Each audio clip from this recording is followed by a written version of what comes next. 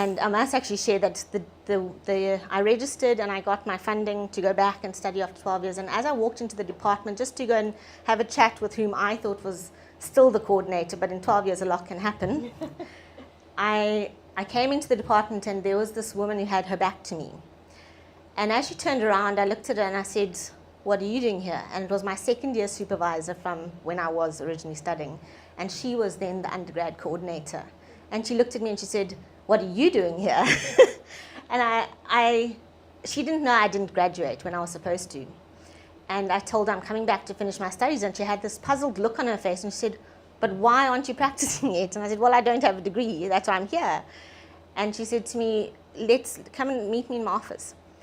And I then explained to her what had happened, and she said, "I still refer to you to many of my students because you've got a gut instinct I've never seen in social work before." She said, "While your theory sucked on many levels, your practice makes sense. You work from an instinct of humanity." And that resonated with me because it just confirmed that I was supposed to be where I was. And after I registered, she sat with me, she did my curriculum with me, and I then looked at it and I said, "I can't do this." And I burst into tears in her office. And she said to me, "Take a moment." So she's very reflective and she's very calming. And she said, "Just take a moment. Then tell me why you can't do this." And I said, "My son is in grade 2. He needs me." She said, "He will live. There are working moms.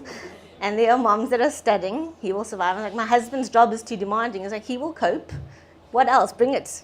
And she basically went through all the obstacles and challenges with me, snot and trana, sitting in her office.